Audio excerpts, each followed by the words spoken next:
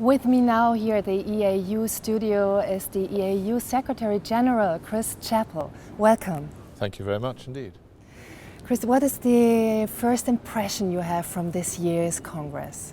The Congress is even bigger than before, with much more going on within the programme.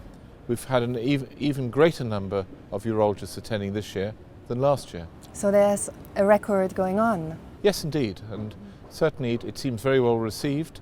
We've increased the diversity of activities within the Congress. We have 5 days with up to 25 simultaneous sessions. So the EAU Congress is getting bigger every year.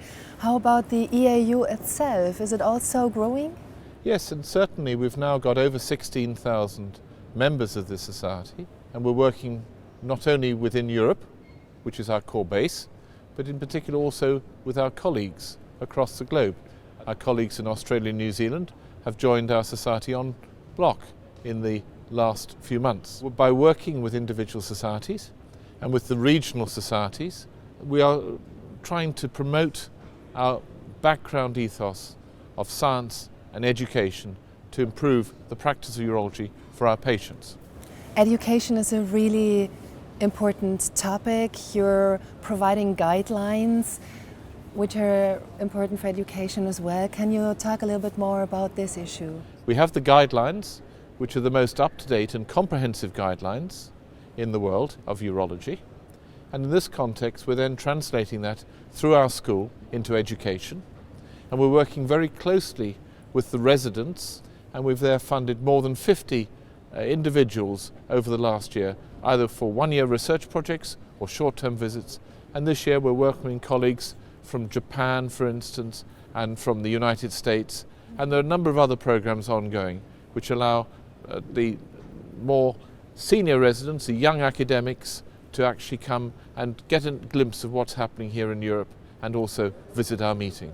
With the EAU guidelines, you have established standards for patient care, and at the same time also transnational regulatory bodies are growing, like the EAU, for example.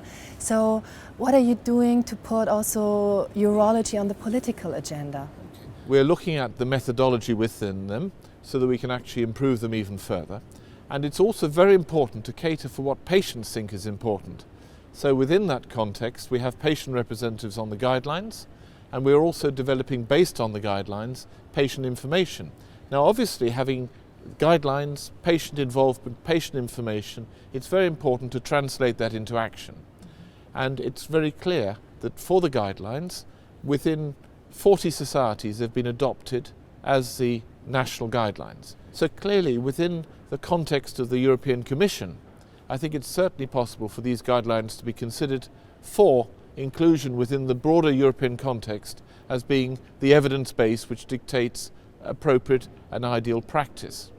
Having said that, clearly we have to then address this with the political colleagues who are working in Europe, and with that in mind, the association has set up an office in Europe and has active initiatives underway dealing with trying to raise the profile of urology in Brussels at the European Commission, helping advise the European Commission on ways in which we feel that future legislation should go, whether it's relating to materials being used for research, consent processes, the work time directive, for instance, the new devices legislation, in terms of mobility of healthcare professionals within Europe. These are all important issues.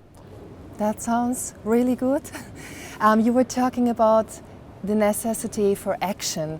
Can you give one example of an area where, in your eyes, most action is needed now? I think an example of that, in terms of more action, is to look at the legislation relating to devices. As surgeons, we obviously carry out surgery and we use devices.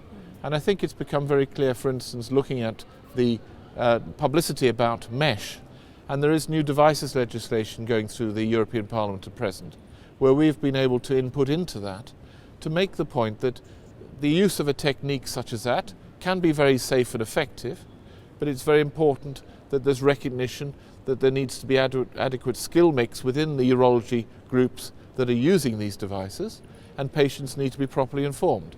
Thank you so much for joining me. It was a pleasure talking to you. Thank you very much, and much appreciated, and enjoy the rest of the Congress. Thank you.